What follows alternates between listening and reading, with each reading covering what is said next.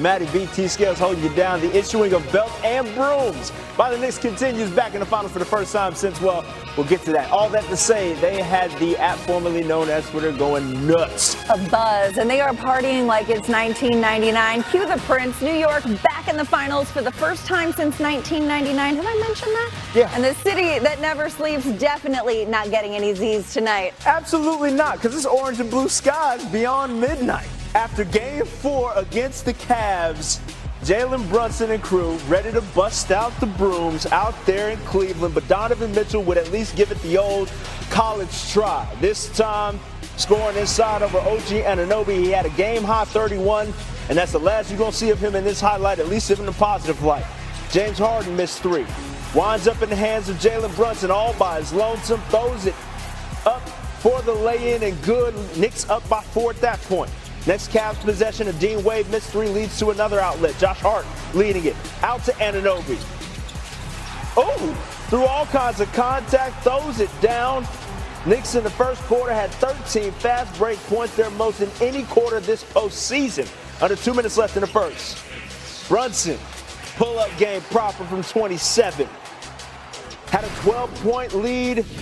Did New York after 1, and in the second it was more of the same. Landry Shamet this time off the sidestep and bump fake. A 16-0 run at that point. Less than a minute later, Jose Alvarado out the gate. 18-0 run. It's sounding like MSG in there low-key. You can hear the crowd pops. Mitchell turns it over. Towns with the putback dunk off the Alvarado missed 3, a 20-point unanswered run for New York. Knicks would lead by 19 at the break. By the time we get to the third quarter, it's about that time to go ahead and pack your bags for Cancun, folks. Once he hits something like that, just pack it in. Towns with 19 and 14. Later in the third, Brunson lobbing it to Anunoby. We are clowning at this point.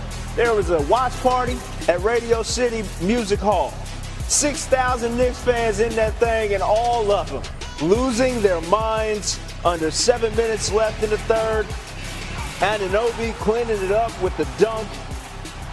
I just, as New York fans are watching this, I'm sure they're so measured in their expectations going forward.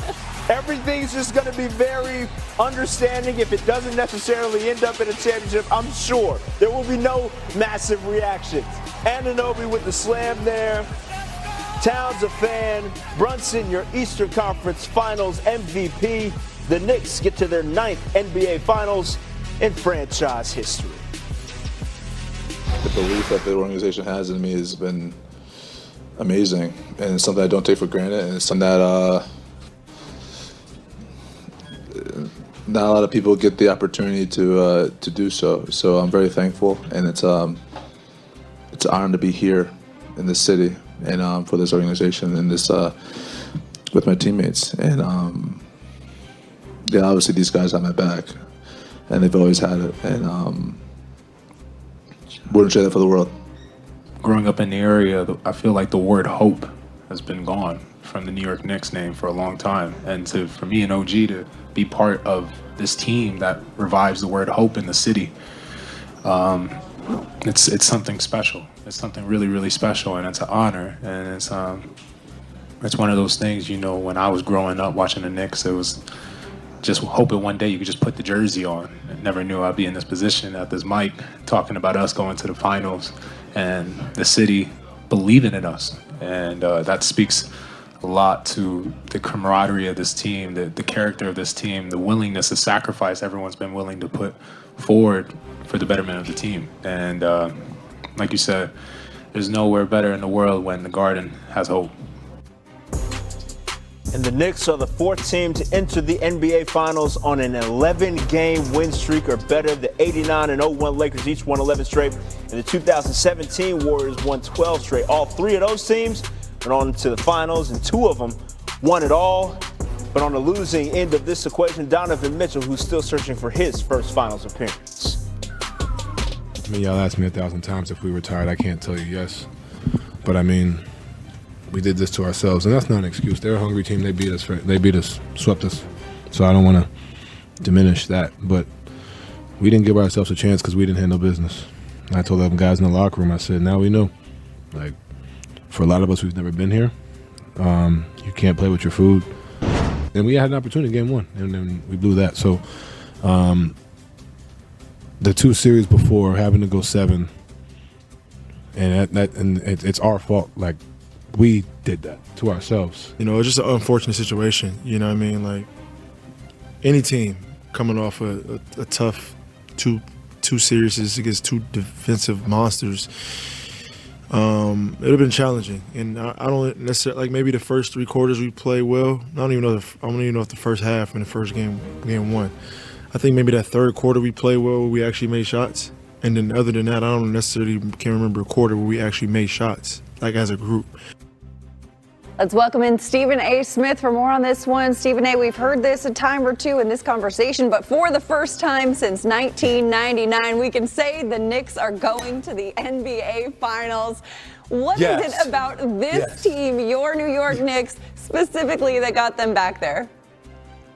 Well, first of all, the thing about this team is that they got someplace the team hasn't got to in the last 27 years. 27 years is a long time. 27 years is a long damn time, okay? It's been long, and it's been a lot of suffering in the process, but it all ended tonight, baby. I mean, when you saw the way that the New York Knicks played, this is when I knew it. First of all, I knew coming into the game it was done. It was done because we saw Cleveland give up in Game 3. But then in Game 4, when Donovan Mitchell comes out and he's hitting Jays all over the place, but nobody else joins him, you saw the Knicks just stayed the course. You saw everybody hitting shots, and they are led by a superstar that's 6'1" and unathletic in terms of playing above the rim, but nobody seems to be able to stop him, and that is Jalen Brunson, who is on the verge of potentially going down as the all-time greatest Knick in history if he ends up pulling off a championship victory. It's something special to behold right now. I can't even contain my excitement. I'm not going to lie. Listen, I'm going to take you from the elation of the Knicks tape, though, and shift it over to the losers of this equation, the Cavs. Streets was saying that this was a 1-2-3 Cancun Classic. Charles Barkley spoke to that with the inside crew at halftime. I want you to take a listen, Stephen A. Kids at home, if you want to see what the word quit means, oh, come on, Chuck. to give up, the verb of that is cavaliers. Oh, come on. Players ain't going to say they're going to quit, but you know what shows? Their actions. And look, that is in summation what you were alluding to in Game 3. After that one, you said that they needed to add LeBron in order to even try to keep up in this league at this point. Is that even enough for Cleveland at this point?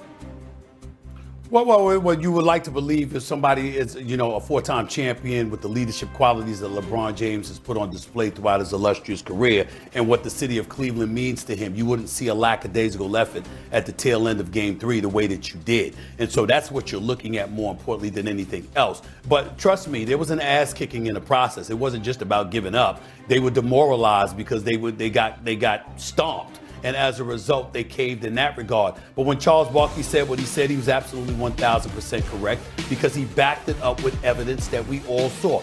How many times did we see the Knicks beating the Cleveland Cavaliers down the court? How in the hell do you give up 26 fast break points in the first half of a closeout game on your home court? Think about that for a second. 26 points and fast break points in the first half. You're not getting back on defense. You're not making that concerted extra effort to really, really show the level of urgency that comes with that moment. And that's where the word quit comes from. Maybe not Donovan Mitchell, but damn sure everybody else looked that way. And now to me, when you're going to ask this question about the Cleveland Cavaliers, I got a better question for you. Which one was worse? The dereliction of duty, the subpar or atrocious effort, whichever word works for you, in this game, or the Atlanta Hawks who were down by 47 in the first half to the New York Knicks? I mean, pick one. There's a bunch of quitting, and we got to look at the common denominator. You got 2 teams that essentially quit. Maybe, just maybe, it's the Knicks making them quit, considering Mr. Analytics and Mr. Atkinson, Coach Atkinson, talking about, well, actually, when you look at the analytics, we actually won 2 of the 3 games. I mean, this is the kind of stuff that you simply can't stomach. That has something to do with why you got blown out, why you got your ass kicked. And that's what we're talking about here. Yeah, look, I will absolutely concede that they beat the want-to out of them. But Stephen A. You ain't had to bring up old stuff. I'm a Hawks fan. That was completely uncalled for. Oh, I didn't know that. I didn't know that. Trent's Hawks catching the strays over here. Let me guess. You haven't even been back to Atlanta since then, have you? I mean, that's how bad it was. I know the stench was that damn bad that they contaminated the ATL that night. That's how bad it was. That's how bad the Hawks were. Cleveland wasn't quite that bad tonight, but they were bad. Damn. And it had something to do with the New York Knicks because they're going to the finals. They're going to the finals. And, oh, by the way, they might win that bad boy. I can't rule it out. It is orange and blue skies out there for Stephen A. Very clearly. We appreciate you joining us here on SportsCenter. Half of this year's NBA Finals matchup is set, but let's take a look at the Knicks' road to the finals, starting with round 1 against the Hawks. After trailing 2-1 in the series, let's take a look at Game 6. The Knicks set a new NBA playoff record for the largest halftime margin in history, 47 points. Knicks go on to win